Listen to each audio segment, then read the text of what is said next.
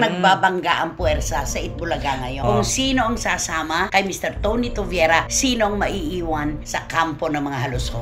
At saka yung pagsasalita ng kanyang ama na hindi nyo naiintindihan si Liza kasi hindi nyo naman siya kilala. Kaya lang nabubutasan kayo nung sabihin ng anak nyo na inagaw ang kanyang childhood. Bakit nga? Kasi hindi nyo pinag-aral. Dapat pinapag-aral nyo yung anak nyo nang hindi pinasok ang pag-aartista. Sigurado daw si Tony pasok doon sa bagong gagawin niyang pelikula na Mabuhay Aloha Mabuhay.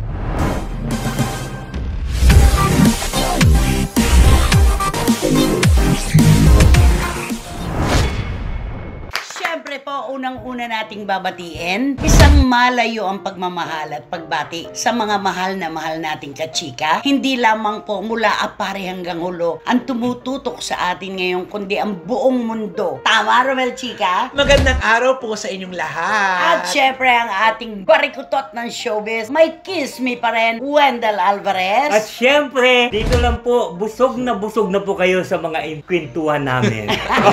ano talaga? Ano?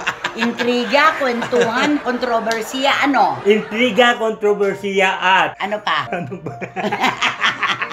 Kantahan. Ayan. At syempre po mga kachika, hindi naman kayo kontento sa mga una naming ibinalita. Gusto nyo pa rin po ng kasunod. Gusto nyo pa po ng mas kumpletong kwento. At dito nyo po yan matutunghayan sa ating Showbiz Now! Ayan na! Sa akin yun.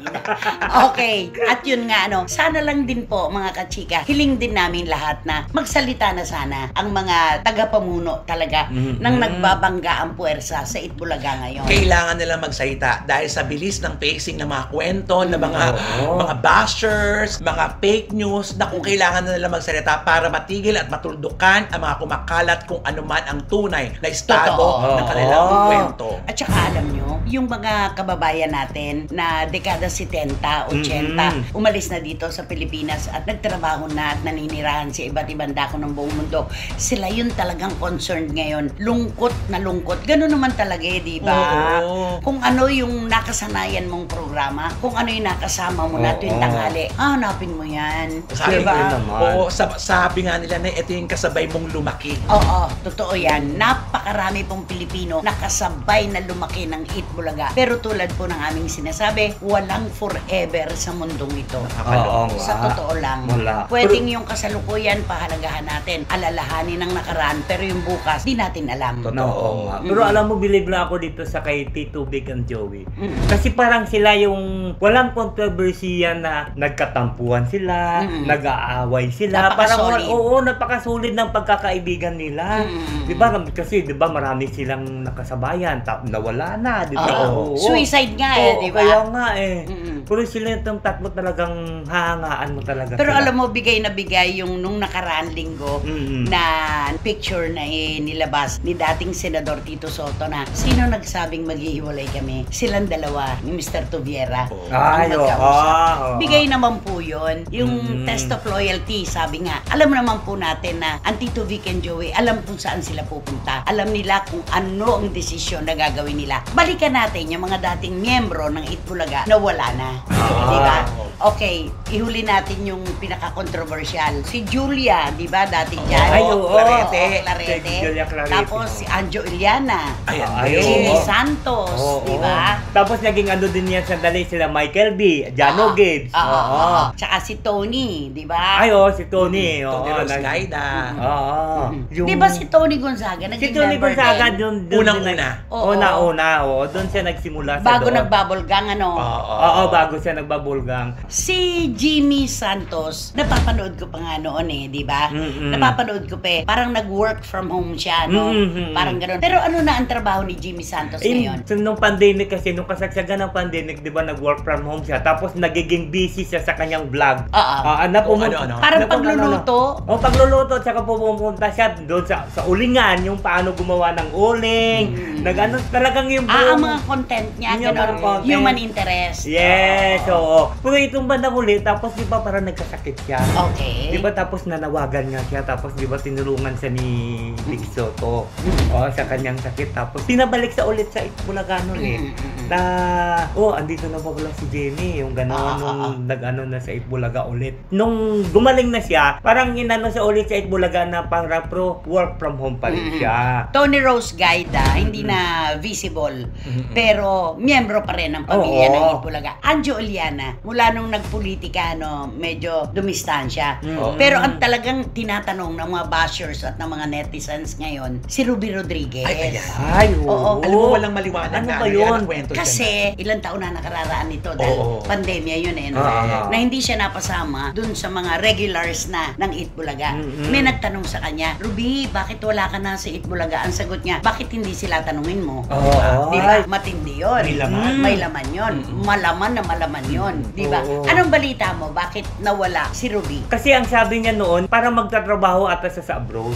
Sa US. Abroad? Sa abroad. Okay. Sa US, siya para sa isang nating konsulado doon. Okay. Magtrabaho, sinabihan pa nga siya ni Joey De Leon doon na baka nang pagkausap ko namin, hindi ka na marunong mag-Tagalog. Puro English na yung sasabihin mo. Kasi di ba, pagka nasa consul ka, di ba, puro English naman yung anong... magaling naman si Ruby doon. Unang matalino si Ruby. Pero alam mo, hindi nagkasya sa ganung paliwanag ang mga kababayan natin. Hindi. Kasi sabi nga natin, malaman yung bakit hindi sila ang tanungin mo. Sumabay kasi ito sa pagpanaw ng kanyang kapatid nung pandemya, di ba? Namatayan sila sa pamilya. Kaya parang nakaapekto. Pero siguradong yung laman ng pagkawala niya sa Itbulaga, nasa puso pa niya yun hanggang ngayon. At saka, ang nakakatawa lang dito na kay Ruby, sa kabila nang wala na siya dun sa show, may pinoprotektahan pa rin niya kung anong sasabihin niya na hindi makakasama sa programa Sa at sa sarili. kabuuan. Oo, di ba ang galing? Oo, totoo. Kaya tayo, anong pinag-awayan nila? For sure, meron pinag-awayan yan, kaya nga sila nagkahiwalay. Pero hindi lang nila natin alam kung anong totoo. At gano'ng kalalim yung pinagmulan. Correct. Tapos, di ba, ang dami nagkokomento ngayon ng mga bashers at saka mga netizens na hinintay lang ni Ginoong Halusos na matapos ang termino ni dating Senador Tito Soto. Alam, nakakalungkot Bago yan. ito ginawa, kasi nga naman, wala na sa mundo ng politika ngayon. Si Tito Sen, syempre, kumbaga parang naano ng pangil, nabawasan ng parang pangil. walang ng At power. saka sinasabi nga nila, di ba, parang wala ng connection, nawala ng connection. Yun sa mga ganyang kwentuhan. Imposibleng wala. Kapag ikaw ay naupo bilang senador, hanggang ngayon, hanggang sa mga susunod na panahon, andyan pa rin yung koneksyon. Siyempre, Imposibleng mawala. Kalagay mo yung Tito Vic and Joey, maaapektuhan pa sa pagkawala na Itbulaga. Pang-pinansyal. Pang-pinansyal, hindi. Pero yung programa, dahil alam naman natin sila, sinasabi nga natin na meron na silang mga masyadong, iba na yung status nila, hindi na sila millennial, hindi na sila, yung nandun na sila sa sabihin natin matanda na sila para sa mga noontime show. Doon sila lang may hihirapan ng konti kasi unang-una, hindi na tayo masyadong nanonood ng telebisyon. Inagaw na ng social media. Isa yun. Diba? Na silang tatlo, meron silang may kanya-kanyang mga account, pero hindi naman entertainment ang mga hatid ng mga kalulad ni Tito Sen. Hindi naman siya madalas mag-post. At saka sa puntong pampinansyal, hindi na sila apektado. Sobra na po sa mga pangangailangan nila ang meron sila ngayon. Pero yung pagmamahal sa trabaho at sobrang pagmamahal sa programa na nagbigay sa kanila ng sobrang popularidad, sa puso nila yun. Yung dedikasyon para makapagpasaya. Biruin mo yan. Pero para Totoo sa akin, pagka gumawa sila ng sarili ng show, papatok pa rin ng tatlo. Oo naman. Magaling sila mag-isip. Tsaka malaki ang fan base ng Tito Vic and Joey. Oo. Diba? Sobra. Tignan mo yun lang kanilang judgmental na yan. Pinasok din ng millennial. Humanga ang millennial doon sa... Pinoy Henyo. Pinoy Henyo. Diba? Napapasukan. Sumasabay. Oo. Hindi po sila napag-iwanan sa totoo lang. Kaya kung sakali na tuloy-tuloy na talaga ang pagsasarili nila, ang pag-alis nila na Itbulaga, pasok sa banga pa rin. Tito Vic and Joey. At sana lang makatulong sa lilipatan nilang istasyon kasi malaking din yun, di ba? Malaking production. Malaking production din yun, yung lilipatan mong... Pero alam mo, yung mga nagsasalimbayan na komento ngayon na tungkol kay Jose at kay Wally, kasi malinaw na, no? Malinaw na sasama sila. yan. Dito sa grupo ng TVJ. At pinupuri sila ng ating mga kababayan, marunong silang tumanaw ng utang na loob. Diyan mo naman papalakpakan. Tama yun, tama yun. At yung mga maiiwan, ano pa po ngayon yan nakamaskara pa. Nakamaskara pa yung mga maiiwan, di ba? Ang sabi yung anak ni Ginoong Halusos na babae, siya daw ang papalit kay May Mendoza bilang host. Ganon. So ano sa muna, ano yun, dub mask ba yun? Anong dub mask? Yung dub smash. Oo. Paano ba yung dub smash? Paano? Paano? Yun?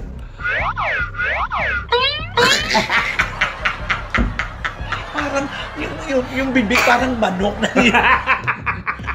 Alam mo, yung manok na yan, naaalala ko ng mga bata pa kami. Ayoko ikwento. Bakit? Kasi pag hinipan mo yun, di ba?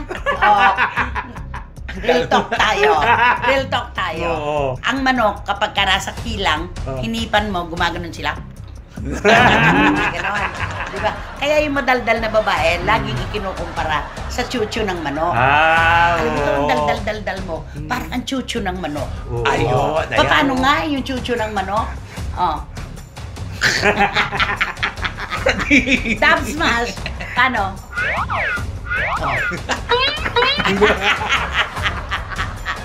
Kaya ba ni ano yun? Ng anak ni Halusos? Kaya yung Diyos ko, maghunos dili ka dahil. Mahirap din yun, mahirap yun, Isang malaking sugal ito. Naman. Oo. Yun nga sabi niya, ano daw ang kinalaman ng mga anak ni Mr. Romy Halusos sa pagpapalakad ng isang produksyon na ganito kalaki. Wala silang alam. Siguro yung financial po, yung pera, meron sila talagang partisipasyon dahil pinakamalaking sosyo dyan ay kay Ginoong Halusos. Diba? Kaya nila yun. Pero hindi sapat ang pera na. Kailangan talaga talent, talino, ang pakipagsapalaran dito. Nako, isang araw po, mga kachika, malalaman na natin talaga bilangan ng ulo por ulo to no? Bilangan ng ulo por ulo ito. Kung sino ang sasama kay Mr. Tony Toviera, sino ang maiiwan sa kampo ng mga Halusos. Nakakatakot ito yung pag nagdesisyon ka na. Tapos syempre, kunyari, sumama ka. May mga ano kasi, hindi mo rin kasi alam yung pag-alis mo. Sabi nga, pros and cons. Oo, di ba? Sumama ka, bagong tahanan, lumang mga kasamahan, bagong tahanan. Eto naman, lumang tahanan na ang kasamahan mo ay luma rin. Iba yun Di ba ang sabi, ang gusto raw ng mga Halusos, mga batang host. Di ilagay natin si Liza Soberano. Yan. Si Alex Gonzaga. Si Tony, isama mo na. Sama mo na, di ba? Sama mo na yun. Ano magiging title nito? Naku, ano bang magiging title na yan? Mga ingratang babes. Alam mo, lumalaban ka. Episode mo na naman to. Hindi yan, napagtataka ko lang kasi bakit sinasabi ni Romy Halusos yung mga bata. Hindi niya ba alam na ang teleserye hindi mabubuo pag walang mga senior stars? Totoo yan. Diba? At saka wag po nating i-brand ang TVJ na matatanda ng TV host. Aging TV host daw. Aging talaga. Sobra naman yun. Walang tumatanda sa mundo ng entertainment. At lalo na kapag komedyante ka. Ay, oo. Mananatili ka pa rin sa ituktok kahit ano ang mangyari. Tama, Kaya gawin nyo na lang sana ang mga gusto nyong palutangin dyan sa inyong programa. Hayaan din natin na magkaroon ang iba at mabuhay ng alam nila ang kanilang ginagawa. Tama. Diba? Pinaka. Kaninong boses ang hinihintay nyo ngayon? Alam mo ko siguro kay kaibigan mo. Sino? Alan Kay? Oo. Anong gusto mong marinig kay Alan Kay? Ang gusto ko marinig sa kanya na Sasama siya sa TVG. Saan? Sa TVG? Oo. Wala namang grupong TVG. Tito Big at Joey. Ayan. Oo. Dahil? Diba? Kasi parang nakahanging pa yung sagot niya Yung parang, diba? Kasi tatlong nga sila pinili. Ay, yung dalawa, diba? Umukin na. Nasasama doon kay Tito Big at Joey. Ay, si Alan Kay. Yung friends mo, bakit hanggang ngayon hindi pa nagsabi na... Wala naman siyang sinabi na hindi siya sasama. Wala naman. Hindi rin niya sinabi mag-i-stay siya. Abangan na lang daw. Abangan na lang natin. Hindi kaya lilipat siya sa Showtime. Yun ang nakakaloka. Tatanggapin kayo sa buwan. Di ba? Diyos ko, knowing Vice Ganda, hindi magpapasapaw yun. Ay, Oo. ganon? Oo naman. So, kay Vice Ganda na tayo ngayon. Ay, hindi. Doon pa rin tayo sa Tito Big and Joey, ano? Kasi sila ang number one, ano? Hanggang Okay, ngayon. oo. Walang Walang kaduda-duda. Walang kaduda-duda, walang katapat at walang katalo-talo. Oh, Diba? episode Oo. niya talaga. Alam mo, sa susunod na baka nasa gitna na siya. Oo, pwede. Basta tayo, hope for the best. Yan na lang. No. Yan ang pinakamaganda. Oo, yun na lang. At saka tanggapin natin kung sino man ang sumama at hindi, siguro may mga dahilan sila. Pero alam mo, napakasakit para kay Mr. Tony Toviera na yung serbisyo nyo po ang nakita ng publiko, lalong-lalo na po ng mga hosts ng inyong programa para tanggalan kayo ng upuan, alisin ng inyong mesa para palitan na kayo ng iba. Alam ko kung anong nasa puso nyo ngayon, hindi lang kayo nagsasalita. Pero sobrang sakit po nun na para bang nabaliwala ang lahat ng ipinuhunan yung serbisyo at sakripisyo para sa programang panalong-panalo sa buong bayan. Magsasalita lang daw si Tony Toviera na pag in-interview mo siya. Ay, actually, nagsalita na. Saka ayaw ng bayaw mo. Mapapagod ka lang. Sabi ng bayaw mo, di ba? Yung kausap mo sa telepono. Mapapagod lang daw. Mapapagod. Kayong dalawa ang ayaw nyo na magkaroon ako ng sariling channel. Hindi, ako gusto ko. Pero, Yang ayaw. kasi Ako nga- gusto ko, pero wag dito sa SNL. no? Kita mo? Kitang-kita yung mga kulay nyo eh. Di ba? Talagang Tsaka, hindi mo na kailangan. Mapapagod ka. Tama na yung viral queen ka.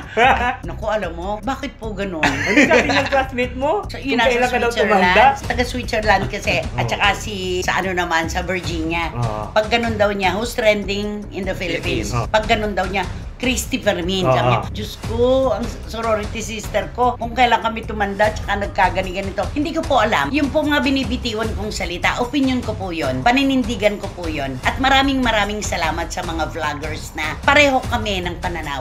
Maraming salamat po. Talaga, sa totoo lang. Babanggitin ko na naman, si Batang Maynila to. Ay, oo. Maraming salamat po sa suporta nyo dito sa SNN at sa CFM. Salamat Thank you po. talaga. Magkakilala na sana tayo ng personal para makamayan po namin kayo ng Ubo Digpit. Batang Maynila to. Thank you. Oh, Ayan. okay. Okay. Eto na. Sa'yo to. Oh. Sa akin ba yan? Oo. Ano masasabi mo dyan? Yung Nagsalita ng mga taga-ABS. Oo nga. Kasi, alam mo ito siya kasi, nung nagpalabas kasi ng vlog, di ba, maraming hanas siya. Kung siyempre, Reklamo. ang mga hanas niya yon hindi naman katotohanan. May mga mali din. Kaya di siyempre, nagsalita din ang dati niyang mga kasamahan sa trabaho. Ayun. So, nagsalita na. Oo. Ito po yung, inimbita. Inimbita para magsalita ng negatibo laban po kay Liza Soberano. Kung wala talaga yung vlog, kung wala po talaga yung kanyang mga reklamo at pagpapawalang halaga sa mga taong nakatulong sa kanya, aabangan na lang sana natin ang Hollywood movie niya, no? Ay, oo, Di tama. ba? At kung walang social media, wala kang maririnig na comment din eh. Nagkataon lang na talagang laganap ng social media. Kung ako nakabasa doon, agad-agad Ay, post. Oo. At saka yung pagsasalita ng kanyang ama na hindi nyo naiintindihan si Liza kasi hindi nyo naman siya kilala. Since you guys are all hurt, I'm very sorry for what you guys didn't understand. Ano yan? Diba? Natural lang yon, Mhm. tatay ke. Kumbaga, yun lahat naman ang pinaghirapan ng anak mo para sa'yo, para sa kanyang pamilya sa Amerika, Oo. para sa inyong lahat. Alam nga namang siraan ng ama, yung siyempre. anak na nangitlog ng golden egg. Ay, hindi pwede. Diba? Automatic yung anak mo yun, ipagtatanggol mo yun. Yes. Kaya So, lang, nabubutasan kayo nung sabihin ng anak nyo na inagaw ang kanyang childhood. Bakit nga? Kasi hindi nyo pinag-aral. Dapat pinapag-aral nyo yung anak nyo nang hindi pinasok ang pag-aartista. At kung iisipin natin, dapat kayong sisihin kasi nga hindi nyo pinag-aral. Di ba? Hindi, totoo yun. Diba? Oo. Inaway-away din natin. Hindi, totoo yun. Oo. Isa yun sa mga ibinubutas ng ating mga kababayan na meron pa kayong paagaw-agaw ng childhood, ng happiness, ng kanyang pagkatao. Eh kung ganun pala, ang sasabihin mo, ba't kasi hindi ka pinag-aral ng mga magulang mo? Dapat pinapag-aral ka. Saka sinama mo rin sana sa vlog mo yun. Oo nga. Tapos babawi-bawi ka na pinasasalamatan mo ang ABS-CBN, pinasasalamatan mo si OG Diaz. Pero ilang ulit namin pinanood yung unang vlog mo ni Katiting na thank you Tito OG. Ay, Kang wala. binanggit. Thank you ABS-CBN. Wala kang binanggit. Tapos ngayon, bigla ka magsasalita ng ganyan. Huli na. Huli na ang lahat. Puro hinanakit ang binitawan niya doon sa una niyang vlog eh. Totoo. Diba? Paano siya ngayon kakampihan ng mga kasamahan niya dating sa trabaho? Pero kung maganda yung sinabi niya, siguro proteksyonan siya ng mga kasamahan niya. Na, ay hindi, mabait yan si Liza, hindi naman ingrata yan, hindi naman supladita yan, di ba? Kaso hindi, ang reaksyon naman talaga ng produksyon ng ABS-CBN, ay parang wala lang. Oo. Parang baliwala lang, parang walang nagawa ang produksyon. May nabasa pa nga ako isang comment ng kasamahan niya dati, writer yata, yun sinabi, ano to, isip-isip din, wala kami naitulong sa karir mo. Oo nga. Totoo yun. Alam mo talagang ang tao talaga, no, kapag nakakatikim talaga ng ginhawa sa buhay, ng kaunting kinang ng ilaw at tutok ng kamera, nakalilimot talaga.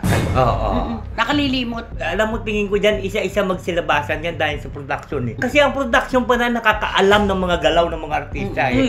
Yung manager nga, hindi pa masyado kasi yung manager hindi naman all the time nasa set. Nagbabantay sa taping, sa shooting. Yung production talaga. Kaya tignan mo yan sa ginawa yan ni Liza, isa-isa lalabas yan. At saka yung mga kaartehan na tinatawag ng mga artista. Hindi ba anong pumapalaot na kwento ngayon? Hanggat hindi ka kukunan, ayaw mong bumaba ng sasakyan. Kasi naka-aircon ka. Yung mga pakikitungo mo sa mga production people, kulang na kulang ka. Kasi nga, akala mo kasi mga alipin lang itong mga katrabaho mong ito dahil ikaw ang reyna. Parang ganon. Diba? Hindi pa, at saka wala nga kami narinig sa kanya sa mga shooting niya, sa mga taping niya. So, ibig sabihin, hindi man sa pag-ano, yung parang namumudmud ba siya ng mga regalo sa mga parang wala akong may nabalitaan. Hindi katulad ni Kim Chiu. Noon na may nabalitaan ako, si Kim Chiu mabait yun. Talaga namimigay dun sa mga production, sa mga Catherine Bernardo. Diba? Kahit bago-bagong artista na daw, namimigay sa mga cameraman, tapos sa mga PA. Sa last shooting day yun.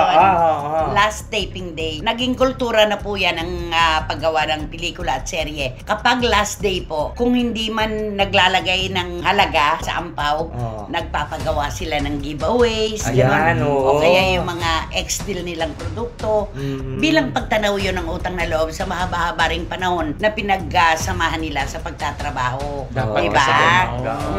Naano ko talaga to sa mga production. Diba sa mga production, pagka yung mabait yung artista, diba pag may taping ulit, parang sabihin ng mga production na sabihin na, ay, gusto ko yung sumama doon kay ganito kasi mabait yun si ano. Alam mo, pag nagka-casting ang mga tagapamahala at merong ipinakitang hindi maganda ang artista, syempre, andun ang mga director, direct, huwag na natin isama to. Pinahirapan kami nito dati. Ang arte-arte nito, direct. Walang katwiran. Ganon, late pan dumarating, direct, baguhin na lang natin. O kaya dun sa mga tagapamahala, sa mga producers. Alam mo, ang buhay talaga na artista, kalahati nasa production. Tama. Diba? Correct. Totoo yan. Kaya ito sa ginawa ni Liza to, isa-isa yan, lalabas at lalabas yan. Hindi pwedeng may tago yan. Na ito ay isang pintuan na siya mismo ang nang-imbita para pasukin ng negativity. Yun lang naman yun. Diba? Ngayon, hindi niya na masarado kasi ang daming pumasok. Yun eh. Na-overwhelmed siya ngayon. Ay, hindi ko na masarado. Ay, wala na. Wala na. Ay, yung kasunod nating pag-uusapan. Naku, ito naman talaga. Diba episode mo ito? Malapit sa'yo yan. Alam mo, itong pinag-uusapan natin, alam mo may bagong balita ito sa dalawa. Ay, ano? Sabi ni Direk Daryl Yap, kung ito daw si Alex Gonzaga magpa-black screening? Black screening. Anong black time?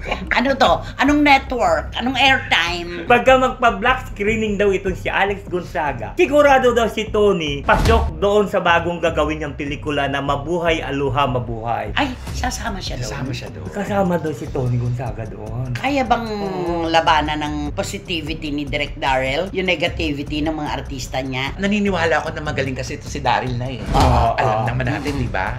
Kaya-kaya niyang pagandahin ang mga eksenang pangit na pagaganda. Di ba? Pero hindi ba pinag-aralan ni Direk Daryl Yap muna yung gagawin niyang pelikula? Kasi may pag-aaral syempre yun. Aga mula, ang gaganap ng PBBM. Ang ibig sabihin, pag-aralan niya muna yung nangyari kay Tony, di ba? Ay, siyempre, naka-tatlo na eh. Di ba? It comes in threes. Oo, di ba? Yung una-una niya, yung Pelikula. Tapos yung concert. Tapos sa All TV, nawalay na. Tapos itong si Alex, ibang ko meron siyang entry nito sa yung Summer. Oo, Metro Manila. So, iwan ko lang kung anong kilalabasan na Sinong naman ko. partner ni Alex? Ang alam ko lang dito si Angeline Quinto Naku po. at saka si Aljur ata. Si Aljur Naku po. Aplinica eh. Puro naku po lang ang nasabi ko, di ba? Kamusta? Ano bang mangyayari? Hindi, napansin ko lang, yung mga vlogs ni Alex Gonzaga na bait-baitan, kinu-question talaga, no? Nababasa ko yung mga komento. Nakakalungkot lang, no? Ang ganda ng gesture, pero yung pagdating pagtanggap, Implementation. yung implementation, parang hindi natin ma-absorb. Oo. Sayang. Parang nababaliwala, ano? Oo. Tapos eto na naman, yung kay Alex at saka yung kay Tony na ganitong negativity. Kailan kaya mabubura to? Kailangan muna nila magbakasyon. Di ba dati nga pinagbabakasyon na nga natin? Hindi pa rin, tuloy-tuloy pa rin. Ayun. Malay mo. Magbabakasyon na. Magmamagic si Direk Darrell Yap. Alam mo naman si Direk Darrell Yap, magicero yan. Di ba? Kayang-kaya niyang i-twist yung mga ano. Kung makaya niya i-twist yung dalawang magkapatid. Yun ang mahirap. Magkasama rin ba si Alex dun sa Mabuhay Aloha Mabuhay? Ay, siyempre, di ba? Pagka ganyan ng mga ano, siyempre sasabihin ka agad ng manager niya, isa mo naman si ano. Yung nanay. Diba? Alam mo, pag kinuha mo si Tony, kunwari endorsement, sabihin mo naman, isama rin si Catherine. Ay, pakiusap. Package deal. Bakit do? Package deal. Sa totoo lang. Kaya maaari siguro baka siyempre, hindi pwedeng hindi Naku, baka ngayon palang sasabihin. makatikim si Direk Darrell Yap ng isang lumalagatok na ano. Naku, wag na naman. plapsina. Huwag naman pag-isipan mo mabuti yan, direct. Baka maaluha siya. O baka maaluha. Aloha. Diba? Aluha. Oh, Aluha na. aluha. Aluha. Pero ito nakakalungkot. Talaga sana, magbakasyon muna ang ating ito. Magpalipas. Palamig. May Oo panahon naman na tinatawag di ba? Kapag negatibong-negatibo ka ngayon, malay mo, magbakasyon muna kayo, palipas kayo ng ilang panahon. Pagbalik ninyo, okay na yan. Malamig na Ayaw, lahat. malamig na. Wala na. Sino ba kasi yan? Sino ba yan? Sino nga ba yan? Sino ba yan? Ay nako! Siyempre po, Tita Dolor Guevara. Maraming salamat sa pagmamahal. Tita Shirley Kwan, salamat sa iyo. Naku, si Chut Amor Jordan and Sister G ng Denmark. Ganun din siyempre, Emer and Annalyn Arago. Frank and Helen Huergas. Rene and Roma De Leon. Mga anak, salamat sa inyo. Tita Flory Estrada. Catherine Amos, ang reyna ng Sydney. And of course, Siyempre, the generous woman of the decade, Doña Lily Chua. ano, kailan ba tayo pupunta doon? Ikaw, Naghihintay si PJ. Si PJ. Ano muna? Ang kantang ibibigay mo sa mga Negatron. Sino ba Ano? tinutukoy kong Negatron? Sino, di siyempre yung sabi mo, magkapatid na manok at saka yung nag-iisa ngayon na sa Kapatid na Amerika. manok. Ano kapatid na manok? Hindi, ang tawag kasi ng mga netizens kay Alex at kay Tony, magkapatid na manok. Siyempre kakataan ko sila ng magandang pantay din. Ano Ano yan? daw yan? Maganda raw yan. Ano kaya ito? Hindi ko lang alam kung namayapa na itong kumanta. Ano ba yan? Ano ba yan? Ano ba yung kanta na Kantaan ko yan? sila ng One More Chance. Tan, taran, tan. One more chance. Tan, taran, tan. Give me one more chance. Tayo. Kayo. One more chance. Tan, taran, tan. One more chance. Tan, taran, tan. All I need is one more chance. You broke my heart. Sige nga, i-dubs mas mo ngayon, one more chance. One more chance. Da-da-da-da. One more chance. Da-da-da-da. Oh. Sabi niya nung one time, Tita, ang hirap kumita ng pera. Hindi ba kasabay ko nga pag-uwi? Ano, Roman, pagod talaga ako. Pagod na pagod ako.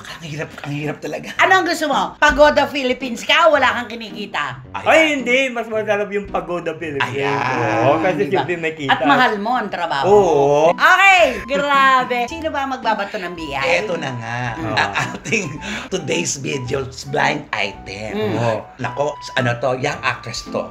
Na kung saan, di ba na alam naman natin, sa isang ang network, kapag may mga ball, may mga party, Huwag mo ulitin yung ball, may mga party, mga gradyosang mga affair ng network. piging. Mga piging ng network. Dahil nga, alam mo naman, ang network na ito, malaking network to, merong itinalagang mga fashion designer para sa mga artista. Totoo yun. Ganon. Meron talaga, eto para kay eto para kay eto na. Lahat ng mga nababanggit na pangalan, simulan natin kay Kim Chu. Akin yan. Okay yan. Judy Ansa, akin yan. Tapos, etong blind natin na to, nung sinabi yung pangalan, Etis, walang nag-claim. Dead ba lahat ang designers? Dead, ma. Sabi, nagdatingin na yung mga designers. Yun pala. Ayaw ma-assign. Ay, maganda naman yun, At tanong nyo kung bakit ayaw nila. Bakit? May mga bad experience na pala ito. Pag ganun talaga, walang kukuha sa kanya. At saka syempre magkakaibigan ng mga passion. At may mga reklam. Naku, ang acting-acting niya. Ay, oo. Pipigtasan ka. Maliit na bagay lang, pinalalaki pa. Ganon! Ganon! Parang kanta. Oo! Kaya sabi nung, naku, wag mong kunin yan. Kasi, una, hindi pupunta yan sa'yo sa pagsusukat. Sa fitting. Oo. Pag natapos mo ng damit, pag tinatawag mo siya, busy siya, pupuntahan mo siya mismo sa bahay nila. Sa set. Oo, basta kung nasaan siya, hindi siya yung bibigay time. Yung mga malalaking artista, may time talaga sila talaga. Ma'am, fitting niyo po. Sige, okay. Pero to, ma'am, fitting po niyo. Ma'am, pwede, kayo daw po ang pumunta dito sa... Eto na, di pa balik-balik. May mga simpleng bagay na, kunyari, hindi niya gusto itong manggas. Sasabihin niya talaga ng gano'n. Ayoko nito, tanggalin niyo to. Maluwag. Pag pinasisikiman, aray. Yung mga tela, yung mga fabric. Oo, pihikan talaga ito. Nagtataka naman sila kung bakit ganito ka-arte ito. Hindi naman siya galing sa mayamang pamilya. At hindi naman siya ganun kasikat-sikat. Oo. Kaya, piling-pili lahat pala ng nilalagay dito, kundi napapakiusapan na talaga. Ano mo na lang yan. Tanggapin nyo na lang yan. Kaya dito pumasok yung mga direktor pala, yun na lang pala ang tanging parang nagtsatsaga doon sa actress na ito. Kaya iilan lang ang nakipagtrabaho sa kanya. Kaya tatlong direktor, umiikot na lang siya doon. Sana naisip niya, kaya naman pala limitado ang lahat. Kasi mismong Maarte tumatanggi na siya. sa kanya. Ultipong mag-makeup art. Pagtibang makeup. Ayos ang buhok. Naku, nakaganyan daw yan. Pinakikialaman. Bakit hindi yun ang inilagay niya sa vlog niya? Ayun na nga, pinagtataka. Kaya maling-mali nga ang mga, di ba? Naglalabasan lahat sila ngayon. Ay, naalala ko nga. Alam mo siya, yung, di ba, minimikapan. Tapos aayusin yung buhok niya, di ba? Inaayos yung buhok. Tapos may nakita sa doon na isang artista, inaayos din yung buhok, ganito, ganon. Sabi niya doon sa nag-aayos sa kanyang buhok, pwede ba yung buhok ko ayusin mo? Alam mo ano sabi sa kanya? Ano ng sabi? Hairdresser ba tawag? Hairdresser. Sabi niya, Ining, hindi ka pa sikat. Huwag mo muna siyang gayahin yung buhok mo doon. Yun yung kinukwento mong kulot-kulot. Oo. Kasi gusto niya daw, kasi yung artista na yun, kinukulot-kulutan. Kasi ano daw pala doon, yung senyaris pa ito doon sa network, nakapagkulot ka na, star ka na. Star ka na. May name ka na. Kasi bibigyan ka na ng panahon Effort. Ngayon, kung di ka pa sikat, Tama na, unat lang, blower lang. blow wash ka lang muna. Ay, ganun. Di ba? Oo, kaya sabi niya, gayahin mo yung kulot-kulot. Ining, hindi ka pa sikat, Ining. Ay. Sabi sa kanya. Kaya kung dudugtungin natin ang kwento, kaya pala. Siya pala dapat ireklamo. Ay, oo. Diba? Siya pala dapat ang idein. Correct. Mga stylist niya, pinakikilam. Ito po ang debit niya, ayoko niyan. Iba. Siyempre, gahol na sa oras ang lahat-lahat, diba? Tapos sasabihin mo, pinabibigay nga ng director, ito gagamitin mo. Sasabihin mo, ayoko niyan. May baon ako. Grabe. Kausapin mo nga yung babae niya. You know. Kilala mo ba siya? Idabsmas mo kung ano yung ano. Sige.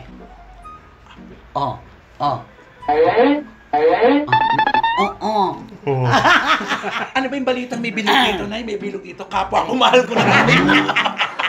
Naka-insert na gano'n. Ay, oo, yun. Naka-insert dito ba? Oo. Yung...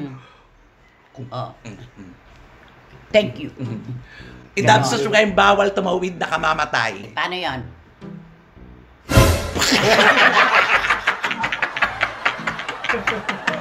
Kasi patay na nga naman yan.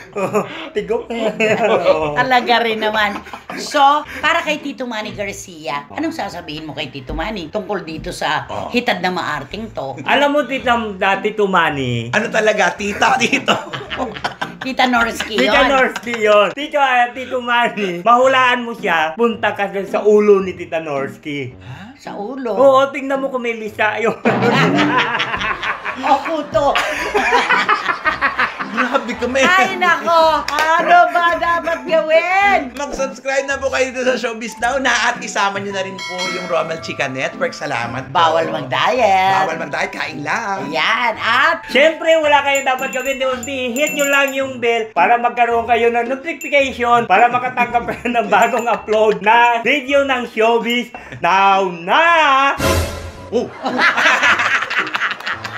At syempre pa ang lagi po namin pakiusap, please Don't skip! At isama na rin po natin mga kachika ang aming Showbiz Now na official. Ito po ang aming TikTok. Para ba yung TikTok natin? Sige, idabs mas mo. At muli po mga kapatid at mga kachika, maraming salamat po sa lahat ng suportang ibinibigay nyo sa aming tatlo. Gumanong ka, tatlo. Hanggang sa muli. Mag-iingat po tayo palagi. Puro pa gano'n. Swimming pa tayo. Pre-stroke. Mag-backstroke nga tayo. Freestyle. Okay. Maraming salamat po muli sa inyong lahat mga kachika. Walang hanggang pasasalamat po sa inyong suporta sa ating programa. At ito po ang Showbiz Now! Oh.